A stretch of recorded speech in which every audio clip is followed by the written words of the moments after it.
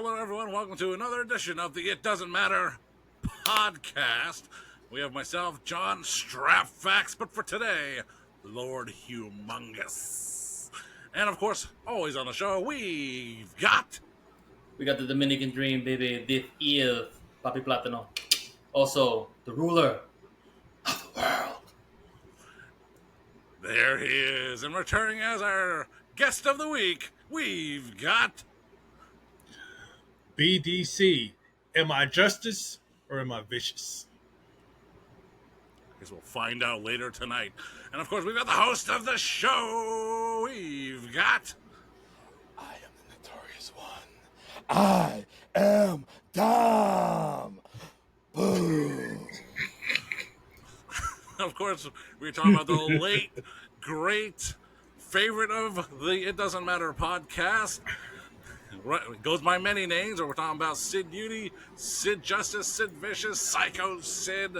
We're talking about the man himself, and we affectionately, lovingly call him the Big Dummy. Yeah. Sycho Sid, he passed away a few days ago, and we're going to dedicate the show to talk about his memories, all his matches and moments, and him as a wrestler, as a person, as a promo. So, Dom, what have we got going on with Big Sycho Sid? Yes, just like you said, we are big fans of the Big Dummy. We acknowledge him so many times in the show, so I had to call the audible, and I feel like it was the right thing to do. So we're going to get right into it. We're going to start with my man Strap Facts. What is your favorite moment of Sid or your favorite match of his? Well, if I would separate the two. So let's see. I mean, Sycho Sid, right there. I mean, he was there when I started watching wrestling in December '95. He's part of the $1 Million Corporation, and he was just there. I kind of recognize him from the earlier golden era. When Hogan and Savage and all those guys were around. I mean, they just disappeared. And then the summer of '96, it was a big deal. The international incident. It was Team Shawn Michaels with Ahmed Johnson and the Ultimate Warrior facing off against Camp Cornette, the Bulldog, Owen, and Vader, the man they call Vader. And, of course, it's on Monday Night Raw, the 1 hour show Monday Night Raw. The Ultimate Warrior is in the middle of a match against the King of Hearts, Owen Hart. And as he's in the ring having a match with Owen Hart, they have a sidebar with Gorilla Monsoon saying, "You're fired." And you want to talk about something being a little meta? That's something meta. But anyway, later on, they did an inset from Titan Studios and Shawn Michaels and Ahmed Johnson. Ahmed Johnson was kind of like, Ahmed Johnson, another favorite artist. He was standing like that for some reason. He was the Intercontinental Champion. He was like real tall, real tall, like. And the reason why, he's trying to hide the Sycho Sid behind him, because Shawn Michaels like, all right, well, Warrior can't make it to the 6-man tag pay-per-view. Well, we've got a surprise. I actually don't remember the promo that well, but he announces, and then Sid comes around. And he's like, that's right, Camp Cornette, blah, blah, blah. So for a moment of memory, I would choose that. That was a very significant, even though I just said I didn't remember the promo. I remember the moment of Sid being revealed as the replacement for the Ultimate Warrior for the international incident. And as for a match, he did have 2 matches with Shawn Michaels. The one, the Survivor Series, the very famous one, the one that he won, and the one that was probably the highlight of his career. But I'll choose the rematch with him and Shawn Michaels at Royal Rumble '97, where Shawn won the belt back. It was just a bigger atmosphere. It wasn't the Alamo Dome, so I would choose that as my favorite Sycho Sid match. Rumble '97. That's a classic right there. What about you, BDC? Well, my favorite has to do with this title. It was his go round with Taker when Taker claimed his title for the second time. WrestleMania. And at the time, of course, I'm a huge Undertaker fan. So at the time, I wanted to see him win. So all the nostalgia was seeing him come back in the black and gray in the original Undertaker garb. It was only later when I rewatched a match where I realized, damn, Sid is actually really, really good. It's like, he was really, really good. It's not the easiest thing to be a big guy and wrestle another big guy and make the match look decent. The match didn't look like it wasn't a 5-star match by any stretch of the imagination, but it didn't look like it was just two big oafs lumbering around the ring. It was actually a pretty decent match. So that, for my own reasons, that is my favorite moment as far as Sid is concerned, and my favorite match, even though he didn't win it. But it was just a really, at that moment, I really realized like how good he was because he was in there with another big dude, and it actually looked really good to me. So that would be the match that I have for him. All right, Poppy Platino, what about you? Well, for moment, I gotta go with the classic. You are half the man that I am, and I have half the brain that you do. Oh, wait, let me do it again.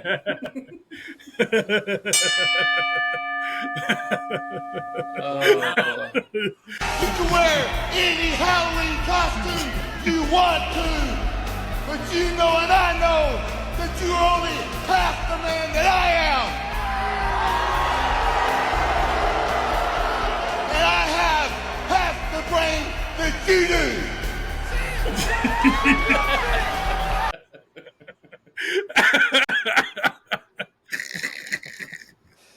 I'll never get old. Yeah. He tried That will so hard. never get old. Yeah. I love this so much. Too. Yeah. Oh, man. We joke around with a lot of the mistakes he did, but man, this guy was completely over, man. A hell of a character, multi-time No matter champion. what. Yes, main event, no matter where you put him, any show. I mean, like I said, like 4 or 5-time champion. Where can you go wrong with him? Yeah, he had his mistakes, and everyone's had their demons, but the guy was over, and he's always been in my heart as one of the guys that should have been in the Hall of Fame before his unfortunate passing. But for me, I gotta go with one he had with Brett. It was Brett. Always be one of the guys that I'll always say is the GOAT. But man, just to show another level of Sid that you don't really get to see. Sid, man, I obviously we think Brett probably brought it out of him, but Sid always had an athleticism that we didn't really get to see on a lot of things. And like you said, BDC, with that match he had with Taker, it made you really rethink about this guy and his commitment to the business. Right. What about you, Dom? Well, for me, I love all the blunders. I love the promos, how he start real low and you gotta listen to what he's saying. Then he just gets loud and he gets intense. But I loved all that. Yeah. But I love my technical wrestling, so I'm a big fan of the Bret Harts, the Shawn Michaels, and the Chris Benoit's. But his match with Shawn Michaels at Survivor Series in Madison Square Garden when he was supposed to be the heel and they was cheering for him. Who's the man? Yeah, he knew it. That was cool. That was cool. And Shawn just sold. So it just everything just flowed well for Sid that night, and he had his due right there. So I'm happy for him at that time. Yes, I agree. Yes. Yeah. So Sid was a unique big man. Like, what do you think that made him like one of the big men? Because I think that he was a better big man than Kevin Nash, personally. Oh yeah. I think that. Oh, yeah. I think like it was his aura. Like it was his eyes, the way he would look around and give you that menacing look, and you don't know if he's actually going to snap or not. Like it just everything just suit him. Yeah, like I mean, not your traditional big man. I mean, you look at him physically. This dude, basically, if you took a guy that was like 6'4", 6'5" with his physique, you're like, oh, he's cut from granite. This dude is an Adonis. This dude's like 6'10", 6'11", looking like that. The body fat had to be single digits. This dude Yeah. was ridiculous. You Yep. see his And traps? Yeah. yeah. But, Why you think I'm showing them right now? I'm trying to. why do you think I'm not? But I mean, and literally, like his face was as big a part of his gimmick as anything else because you never knew when he was looking at you. You never knew which way the wind was going to blow with him. You just never knew. He could be on your side or he could be ready to snap your neck, and you would never like his poker face was something else. Yeah. So, I mean, he had it all. He had it all, literally, especially for his size. He had it all. Yeah. Outside of the whole blunder thing. I think even Kevin Nash would tell you, in his own words, Sid looked like $1 million. Yes. And he did. Yep. Kevin Nash did not have the physique he did, except when he was filming Magic Mike XXL. But yeah, no, physically, yes, Sid Vicious was freaking. I mean, I don't know if he was a bodybuilder by hobby or by trade earlier in his career, but he looked the part for sure. Yeah. And you know, that's kind of like the majority of the wrestlers back in the 80s, 70s, 80s, early 90s is that, you know, they didn't grow up as fans. They were just, you know, they were at the gym. They were discovered. You know, they didn't have a love for this stuff. And they came in and, yeah, they'll stumble and maybe their work isn't as tight or as perfect as you would want it to be. But they did a sufficient job. They did a good job. And they made a lot of money doing it. And they made a lot of memories. And guys like that, your Sid, your Hogan, your Warrior, Sting, you know, they didn't love this business, but just because you don't love it doesn't mean you can't be successful at it. And Sid was kind of the epitome of that. Yeah. You know, so, and he would just, you know, for better or for worse, he would just float in and out of the industry, kind of like the whole thing was a territory. He would never stay in one place for too long. I mean, by the time he got sick of him, he was already gone. So, good for him, and I presume, you know, he made a good money at it, and probably from his WCW run, he probably made a lot of good money from it. But then, he kind of just disappeared off the scene, out of sight, out of mind, and you know, WWE has been showing that clip of his last match, his last appearance in WWE versus Heath Slater on Raw. I don't know why I don't remember that for some reason. It's one of them Raw reunions, whatever. Yeah, it was basically it was a lead up. It was a lead up. I think it was to Raw 1000.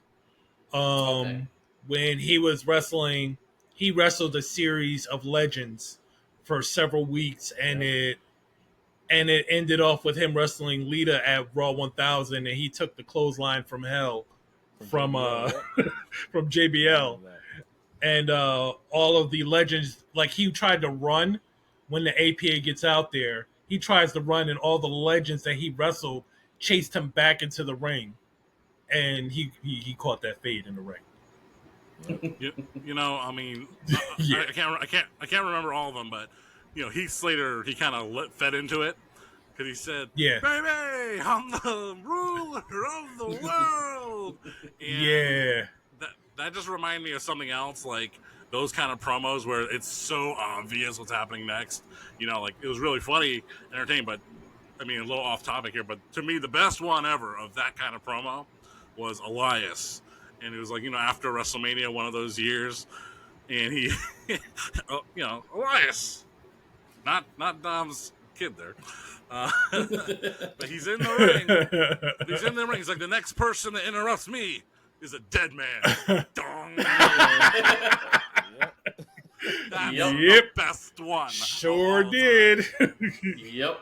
Oh my God. Off topic, but you know. That was good though. Has anyone met Sid? No, I didn't meet him. No. He was always on my bucket list of guys I wanted to meet, and unfortunately, I missed that opportunity. I've mentioned it so many times in the podcast from the beginning till right now. he had an interview recently where Vince was recently released from his duties, and he said it's the time is now for him. He shouldn't have had this issues with Vince, regardless if you like the man or not. Man, just you've let a lot of other people in your Hall of Fame that, in fans' eyes, should have waited a little bit longer. Right. I mean, John said it many times. Sid Vicious, 2-time main eventer. Take that, Phil Brooks. Phil Brooks, 0 times WrestleMania main eventer. Oh, we're not gonna get his interview. I think with Sid and Vince McMahon, Absolutely I would not. say that Vince McMahon, he will put aside all issues to make some money. And what does that say? Does that say that at one time Sid Vicious was money throughout the '90s up into the early 2000s? Everyone saw him like Sid is money. Yeah.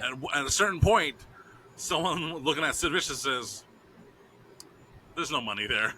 Vince McMahon would probably, he saw Warrior, maybe Ultimate Warrior. It's like, he's still got some juice in there. People still like Warrior. Sid, it's like he was there. He was big in '90. That Survivor Series at that Madison Square Garden, but his legacy, like, it wasn't. I mean, we obviously we love him, but his legacy wasn't that great in the grand scheme of WWE. They never brought him up again. No. They barely acknowledged him. Yep. So Vince was probably like, we're not going to put him in the Hall of Fame because no one remembers him. Well, I mean, I think him shattering his leg like he did probably had a lot to do with it because you couldn't use him as a wrestler anymore. Yeah. He didn't even want to do that. You couldn't. No. Yeah, you couldn't bring him in, and that. I mean, I think how they brought him back in Raw in the weeks leading up to Raw 1000 was cool. Kind of bringing him back to reintroduce him to fans that didn't know who he was beforehand, and as a nod to the people who did. It would have been cool to find other ways to bring him back in, but that was pretty much a one-off. He was and then he was gone again. So, I mean, I think he should have definitely gone into the Hall well before now. I think I'm thinking probably mid 2010s he should have been put in, but that's You just would me. think after that Raw when he took out Heath Slater, okay, maybe shortly Yeah, after that- he should have had Absolutely. because I mean the crowd popped for him when he showed up. So I mean, and that was a big deal because I think he wrestled DDP, he wrestled Doink, he wrestled several legends, but like he got the biggest pop out of all of them. Yeah. And that says a lot. So it would have been a nice touch to put him in the Hall of Fame that year, but he didn't even need to be the main attraction. He could have very easily been a secondary star on any one of those Hall of Fame ceremonies. So it just sucks that he's gonna go in, and he's gonna go in posthumously, and it's got to be somebody from his family inducting him in instead of him when you had him up until 2 days ago. Yes. just like Vader, same thing. Yep. Just like Vader. Everybody, who was it? Mick Foley kept saying, "It's time. Put Leon in. Put Leon in." Next, you know, Yeah. Leon passes away. They had Leon And then under you put him contract in. for a couple years too. They didn't. They Yeah. waited for some reason. It's like it's gonna probably be the same thing with Cornette. They're not gonna put him in until he's underground because they don't want that mouth on the microphone. But I'm pretty sure Cornette is classy enough to, you know that. He's classy enough to know what to say and what not to say for that. It's the Hall of Fame. He should get recognized, especially with the Midnights. I That's thought another story. I thought it was I thought it was really a changing of the guard when Warrior came back and Warrior was inducted. I thought, That caught me off okay, guard. if you could bring this guy back after all the hell that the two of them have had and the history that they had, if you could bring Warrior back and bring him into the Hall of Fame, then pretty much the gloves is off anybody's. The door is wide open now for anybody to come back. And Hey, look at Jeff Jarrett. Same thing. Jeff Jarrett caught me off guard too. Yeah, they even gave him a job. Yep. Yep. Had a job. Yep. He referee think, a tag match at SummerSlam in Nashville. Then they fired him. Yeah. Yep. Now he's the outlaw in the AEW. Yeah. Is that right, John? It's a conditional firing. I don't know why did they do that again? I have no idea. I don't know. Budget cuts. Your guess is better than mine. Vince and his budget cuts. Is that after the pandemic or before it? I want to say after. That was after. That was After. Whatever. That was a good weekend from that Nashville weekend because. Oh yeah, Ric Flair's last match. Yeah, which I went to. Yeah. Yeah. He repped his night before and then he wrestled. It was fucking Nick Khan. He was on a firing spree at that time. I remember now. Yeah, they just got rid of a bunch of people, including all of NXT. Yeah, So. Basically. That was crazy. All right. So Platino, question for you. What's up? Who do you think is the modern day Sycho Sid Vicious? I honestly can't tell you if there is one right now. I have not seen anyone 6'10", 6'11" with that type of body, with that kind of intensity or that aura. I would say maybe if he ever gets pushed properly in AEW would be Big Bill. He'd be the closest thing because he's got somewhat of a body, kind of like You got the stature, Sid. yeah. He's got the stature.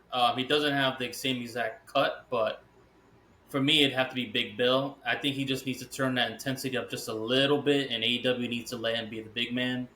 He's athletic enough. He can do a lot of stuff. He's a former basketball player too, so I would roll the ball with him and see where you can go because he's got a lot of potential. He's still very young too. He's close to our age, if not maybe younger. So that'd be the closest guy right now. He ain't young then. He ain't young. Young enough. You guys agree? Do you think Big Bill's the modern day Sid? I mean, body type wise, I would say yes.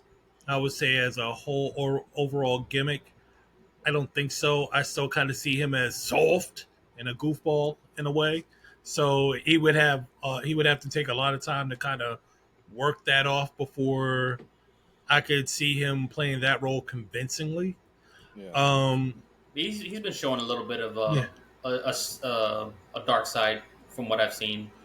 It's just he just haven't put it all together just yet. Yeah.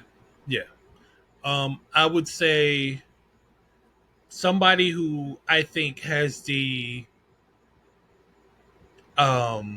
mental aspect of it down a little bit, even though he doesn't talk much, and right now he's in a position where he's not really going to be able to show that part of himself for right now, was Dexter Lumis. That dude creeped me the hell out before he's gone into his Mercy the Buzzard stage. I think that he could absolutely fill that role. We just haven't heard him really talk to know if he has the promo cutting ability to make that gimmick stand out. But I think as far as mental makeup, I think he actually has that. Where he could be believable, where he could just basically go at any time. That's who I would think. I think other guys that would be close, I don't think they have the I don't think they have the aura that Sid had. Where you could literally you see him coming and you just feel like, oh shit, as soon as you see him, because you just never know with him. But that's pretty much it for me. John, what about you? Well, ripping right off Platino's idea of Big Bill, that's where exactly I was headed to, because he does have the physique. I mean, in AEW, has he gotten away from the soft gimmick? Then yeah, he has. Yes. He spent some time in TNA, the old new TNA Impact Wrestling, whatever, as W. Morrissey. W. Morrissey. His real name. and then he came to AEW, and he just became Big Bill, and he was a very popular act this past weekend in Europe, and I mean it's just one of those. I'll tell you what, that reminds me exactly of that Survivor Series '96 where the fans just took it over, and they're like, we're just gonna love this guy for right now. Yep. You know what? In '96, we're gonna love Sid today. You know what? In 2024, we're gonna love Big Bill today. And if Tony Khan wants to go with that, he might. I don't think he's going to, but he could just go with Big Bill, break him off from the learning tree gimmick right now, and see where it goes. Like I said, he already showed that heel potential as W. Morrissey. As for the aura of Sycho Sid, I mean, it's tough to say because we know how it turned out. But if you just think about those early days, Sid Justice, Lord Humongous, the with his team with the Dan Spivey, the Skyscrapers. Yep. Yeah, man. You just look at Sid, you're like, well, this guy, man, look at this guy. Does any wrestler bring that up nowadays? I think for grizzled old veterans, fans like ourselves, like we don't see wrestling that way anymore because we're not kids. So you'd have to ask someone younger and say, hey, man, who do you think kind of spooks you a bit? And it's like, it's tough to say. The only other person I can think of that stature is like Omos, and well, he's a big dude, but he don't have that aura. Nah, he doesn't. Yeah, he don't. No. And not in WWE. And that's a shame because if he did, he'd be Andre the Giant, like, honestly. He'd literally be he'd be a nightmare if he had that aura with him. Yeah. Nigerian nightmare.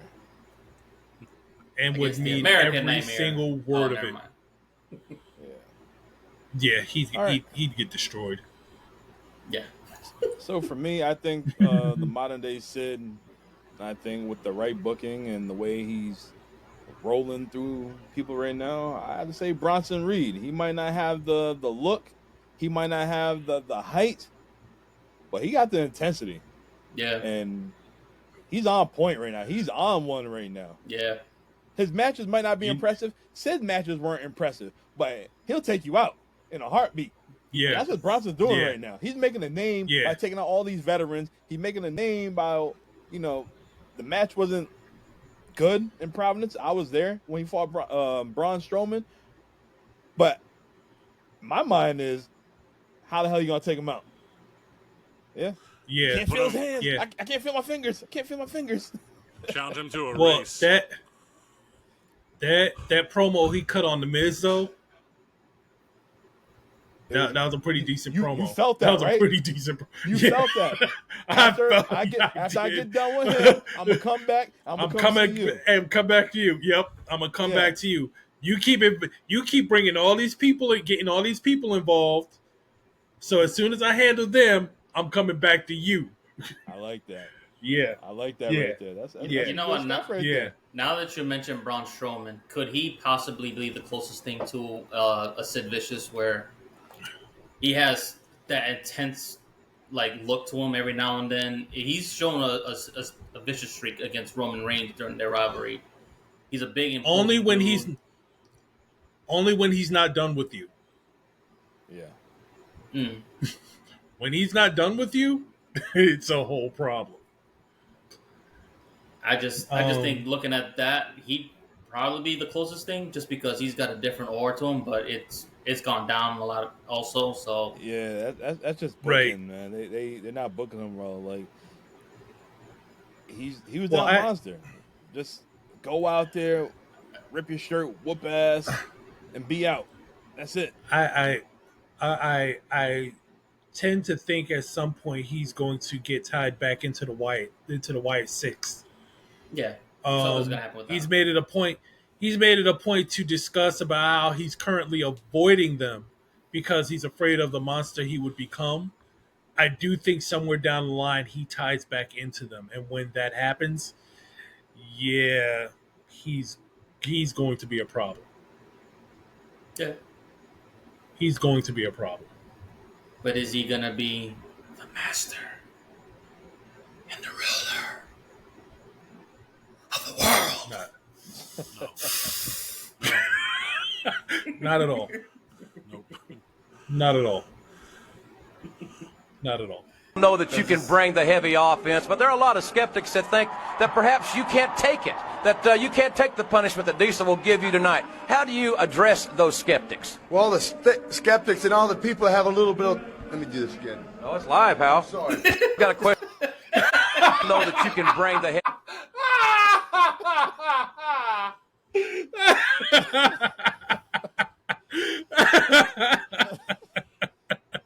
Oh, pal.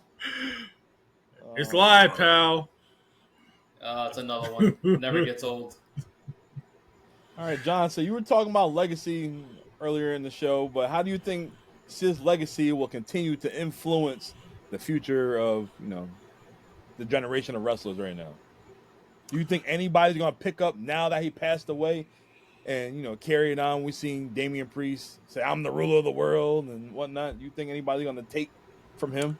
Just a little bit right there shows that how Damian Priest is a student of the business, and he deserves what he gets in a good way.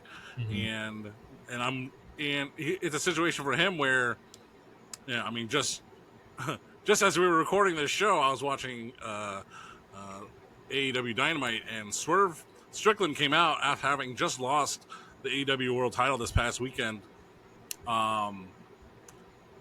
Would he become a bigger star having lost the title, like Damian Priest has become a bigger star losing the world title, some time ago?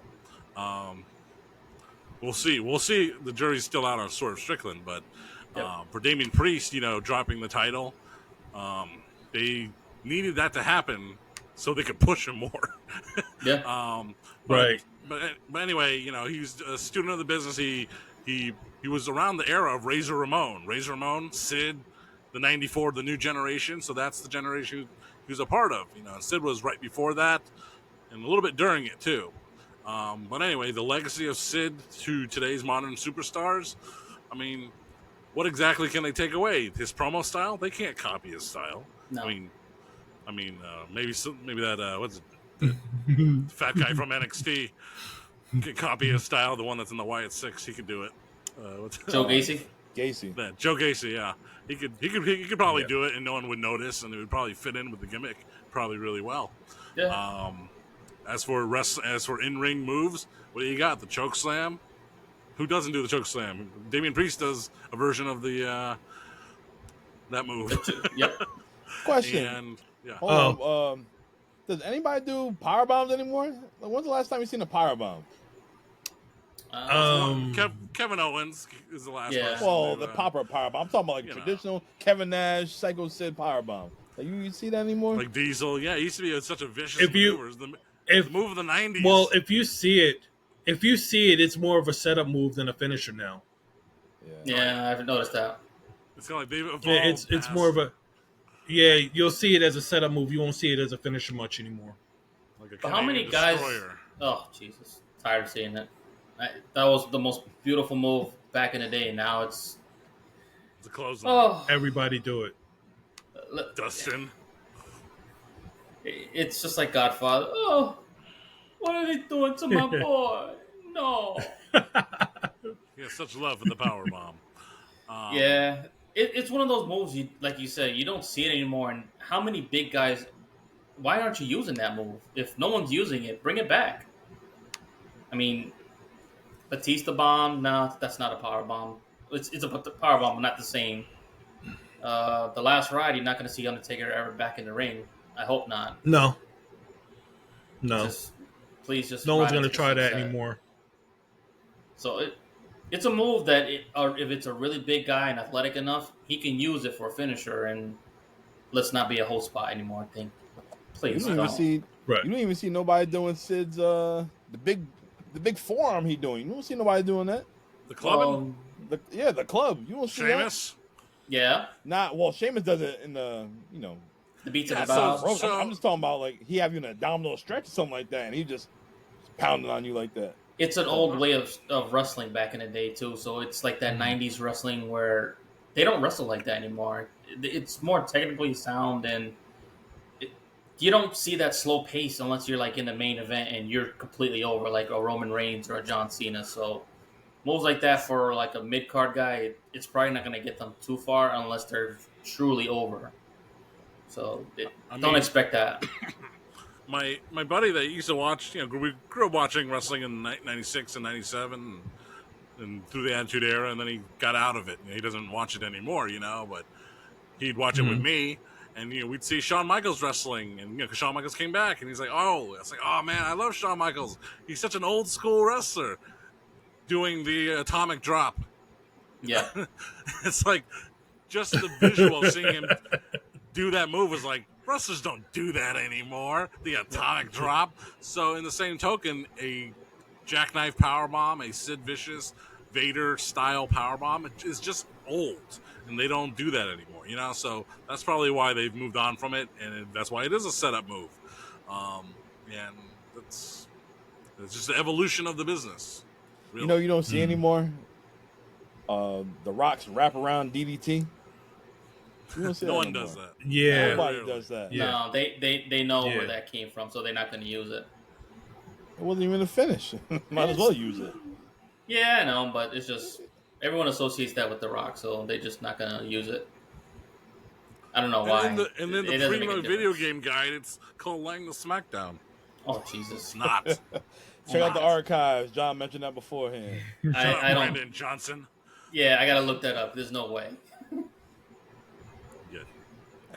Brandon Johnson, go back to Haiti. That's another. That's another reference that The Rock said. Check out the archives. Please don't.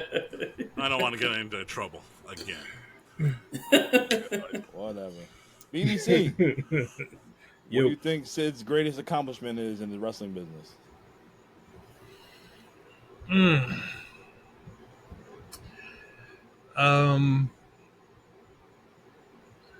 Well, certainly wasn't cutting a promo.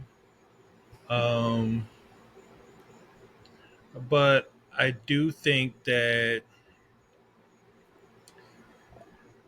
probably his greatest accomplishment, aside from championships, is that he showed people that the quote-unquote big guy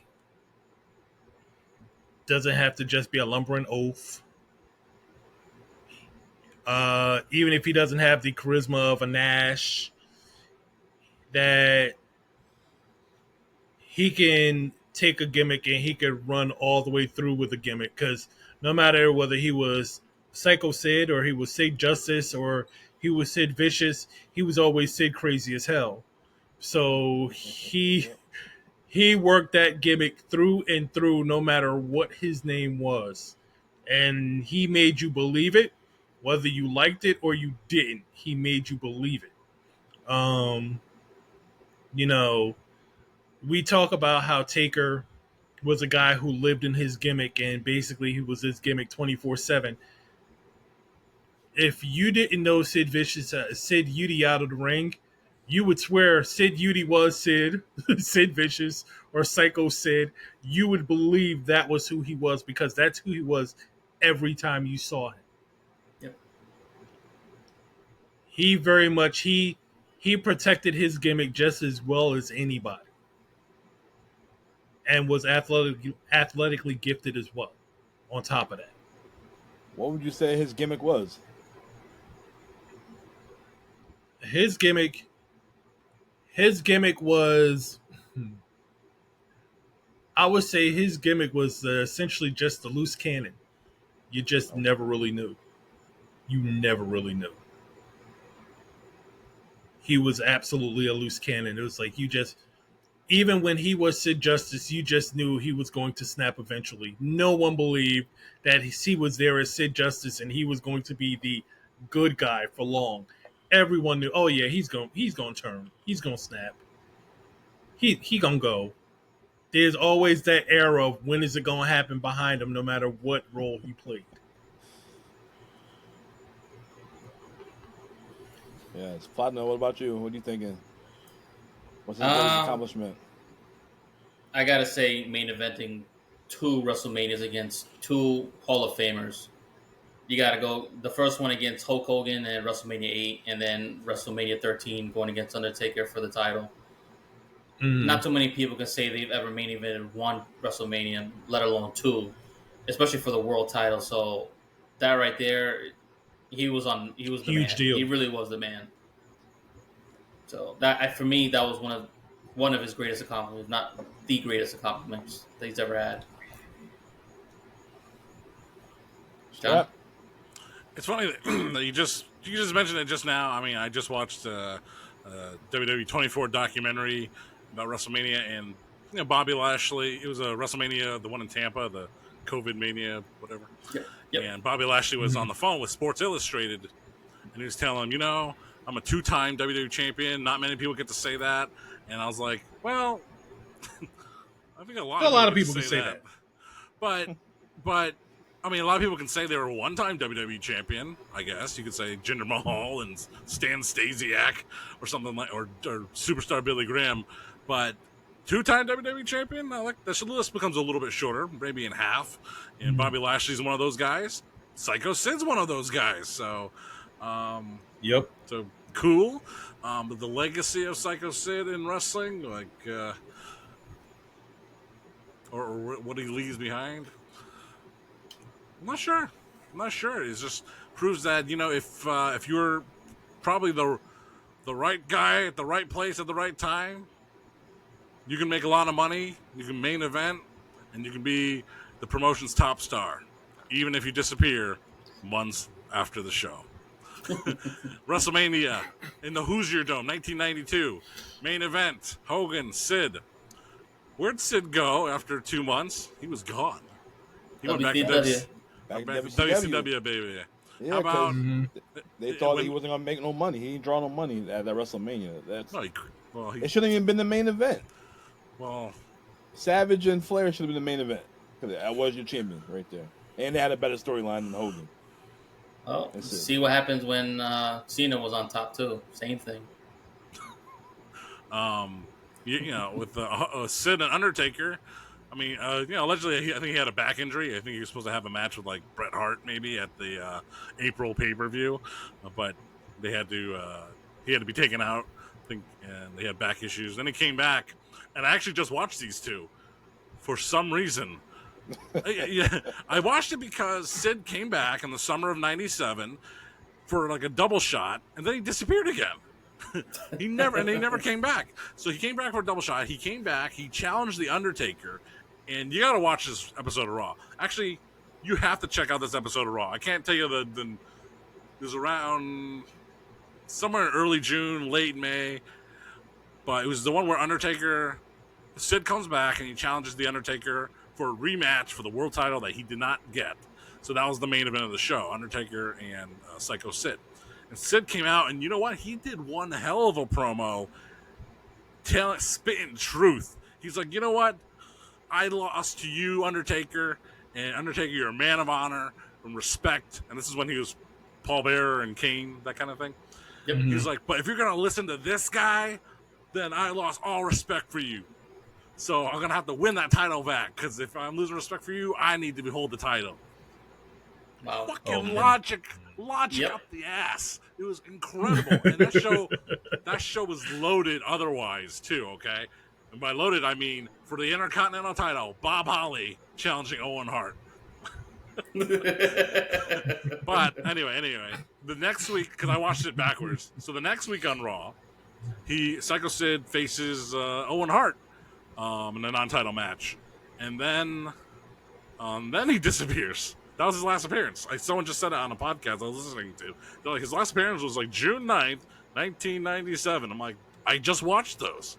Wow. All right, so to cut you off right quick, Sid challenged The Undertaker on the June 2nd, 1997 episode of Raw. 2nd. Yeah, you said June 9th, he disappeared again. So there you go, a week later. June 9th in the was it in Hartford, June 9th? Because it was after the King of the Ring. That was the infamous show where Shawn Michaels got his hair ripped out by the hitman Bret Hart, and Vince McMahon had to separate the two. Wow.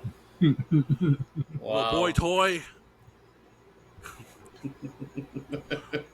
and they like to pose in Playgirl magazines. We all know who really likes to read those magazines, Hitman. Shut up.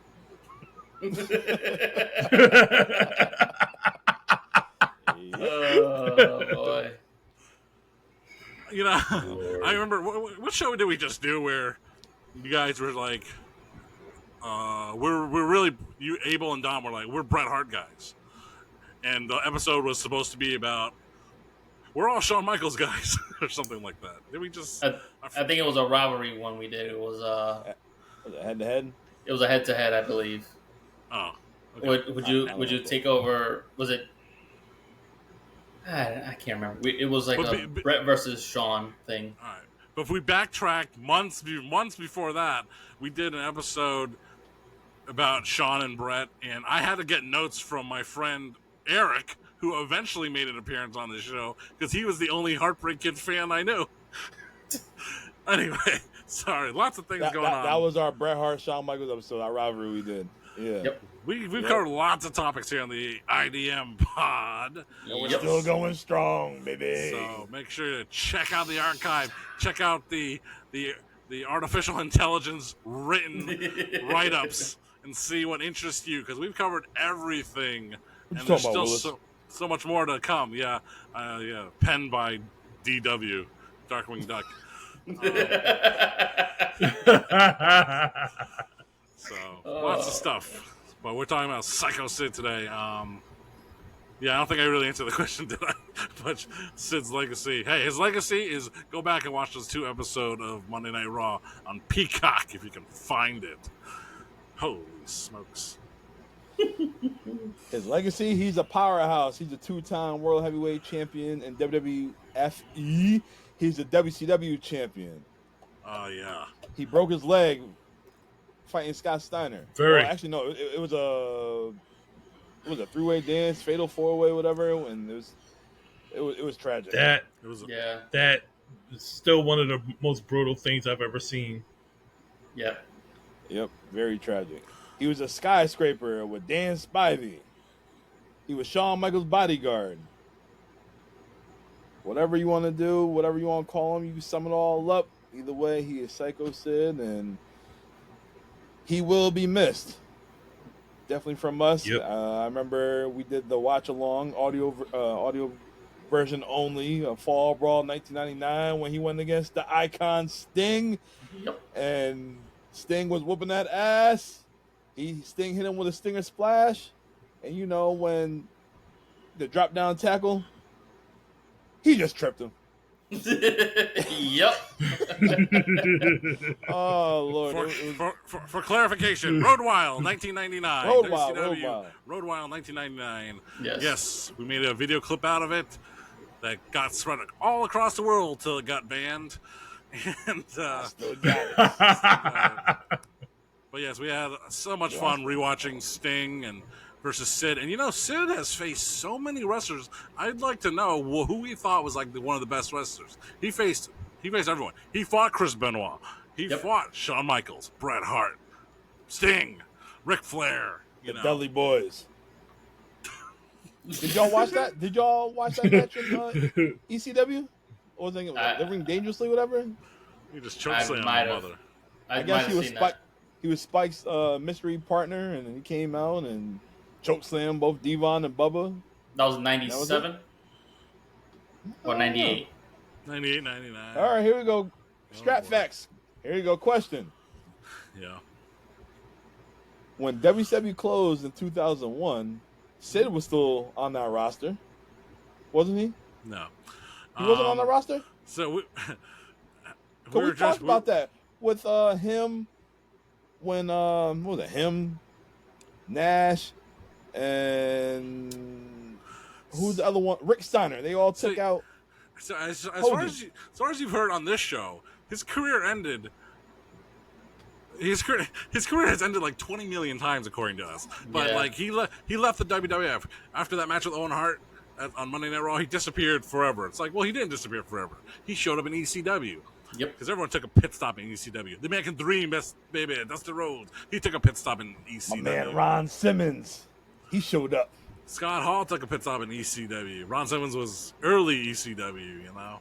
Steiner Brothers were early ECW. That's crazy. Yeah. But, yeah, so Sycho Sid, away from WWF, before WCW, he was in ECW, and he was Joey Styles. He couldn't even wear tights.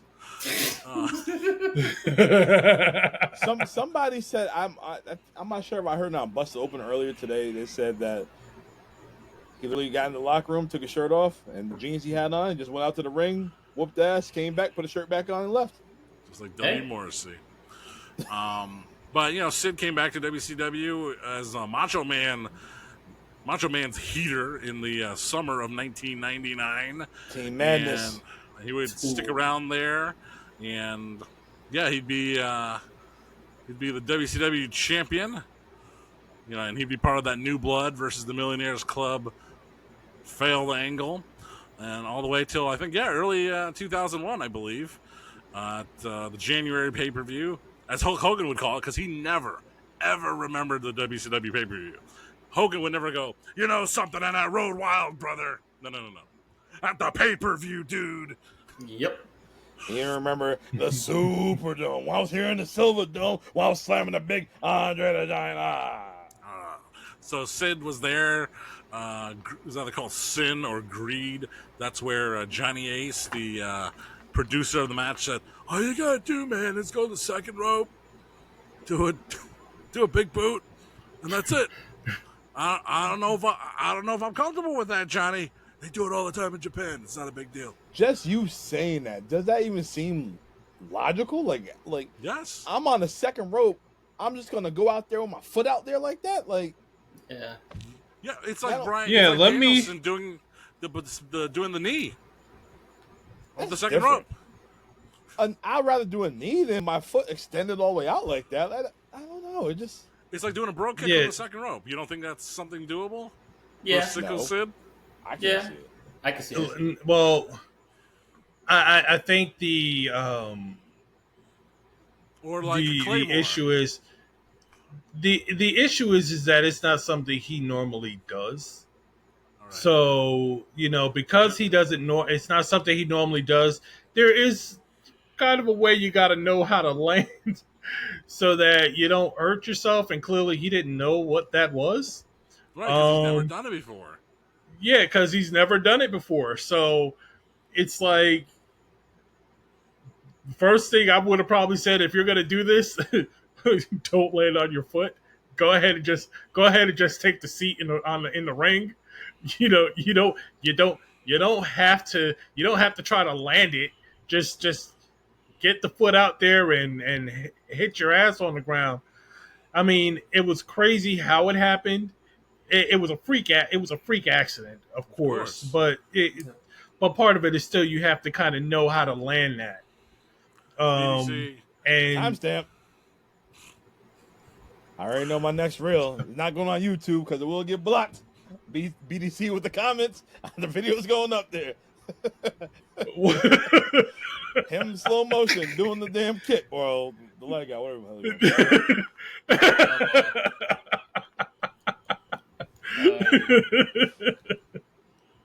hell It doesn't matter if you're Sycho Sid or if you're a rated R superstar. Don't land on your feet like that, bro. Yeah, when we watched that shit, like, what the hell are you doing? Like, You never seen him do that. You trying to do a coup de grace? Like, what the hell are you doing? You just straight down. Coming up next in 2K24, Finn Balor and Sycho Sid. Lord. Oh my God, Edge. Jesus. I thought I knew him. I did His not. legs don't know him. Oof, not anymore. It sure didn't. Oh man, guys. Well, this was a Like, yo. fun show of Sid. Like your leg took a whole vacation on the way down. Yep. Did not come back. Yep. Beth Phoenix will show him in AEW for his Edge's legs.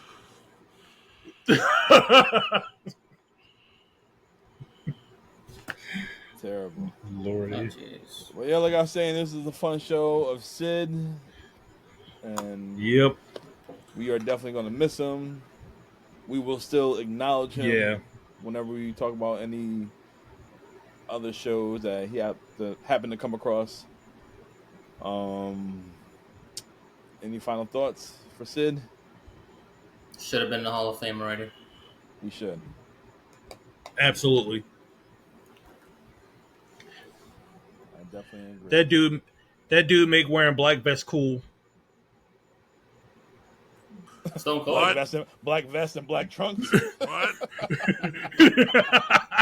I think somebody else made that a little bit better. What? Lord.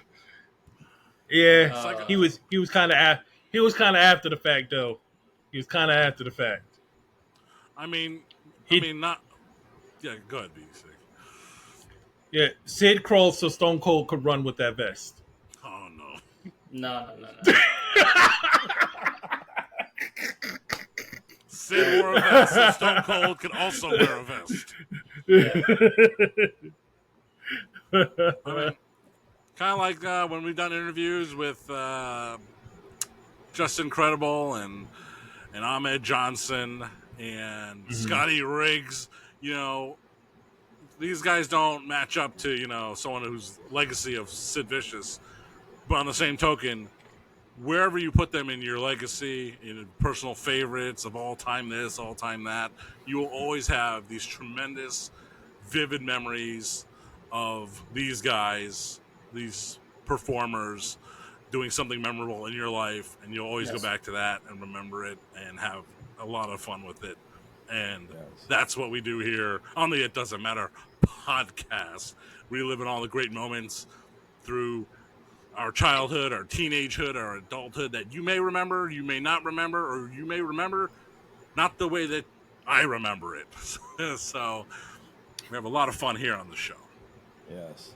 All right. Well, next week we had a fan on our Facebook page. His name is Darrow Calizzi. Sorry if I mess up your last name, but he shouted us out. He put our brand out there, and we let him choose next week's show. So next week's show is going to be Fall Brawl 1997 WCW War Games.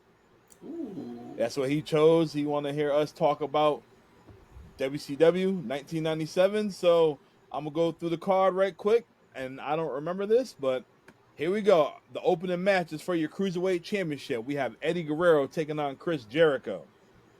Okay. Oh. Our next match, we have the Steiner brothers, Rick and Scott Steiner, with Ted DiBiase taking on Harlem Heat with Miss Jacqueline. I don't remember Miss Jacqueline with Harlem Heat. I miss Miss Jackie. I'm gonna have to see that. I'm gonna have to see that. Yes, I love Miss Jackie. We got Alex Wright taking on the Ultimo Dragon for the World Television Championship. Okay. Jeff Jarrett taking on Dean Malenko. I'm assuming this might be like a 4 horseman type match. I'm thinking right here. Well, Jeff Jarrett wasn't a horseman. Could be. Dean Malenko was. Do you remember Dean Malenko being United States champion? I don't. I don't remember. It was probably a brief run. Vaguely. He was, though. Yeah. Yeah, quite vaguely. All right, so we got Wrath and Mortis with James Vandenberg taking on the Faces of Fear of Mang and the Barbarian. Oh, man. That's like interesting. Yep. We got the Giant taking on Scott Norton. Taking on fire. I might have to skip that one. We got DDP and Lex Luger taking on Macho Man Randy Savage and Scott Hall with Miss Elizabeth in their corner. That'll be a fun one. Yeah. And a no disqualification match. Oh, somebody's going to interfere from the NWO. And your main event is a War Games match. It's Team NWO featuring Buff Bagwell, Kevin Nash, Conan, and Six taking on the 4 Horsemen of Chris Benoit, Kurt Hennig, Ric Flair, and Steve Mongo McMichael. Hall of Famer Mongo McMichael. Yes. Wow. That's our show for next week. Daryl, we appreciate you for, putting our brand out there. Yeah, really appreciate that. We're close to 200 subscribers. We'll get there real soon. Shots for everybody from Strapfax. Oh, jeez. Yes. No, John. Yes. John's no. Who likes grapefruit juice? Okay, Kevin Nash. That's what he did at Scott Hall. That's what he did at his party. He didn't even show up to in Dallas. Well, Big Scott Hall Daddy passed away. is cool. He's Yeah, not he Sid is. cool. Nah. Sid's a lot cooler than. Hey, wait a Kevin minute. Nash. Diesel's a one-time WWF champion.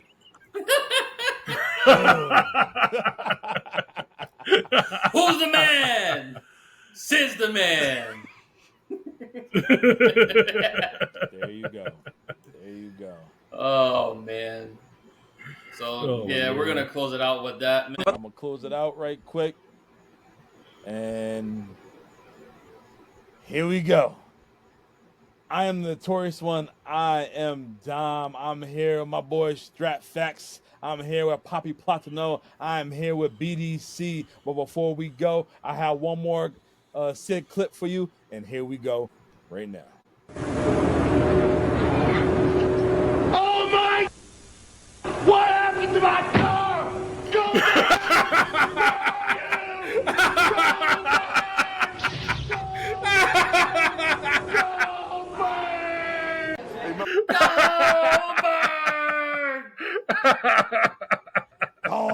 Goldberg! We will see you next week.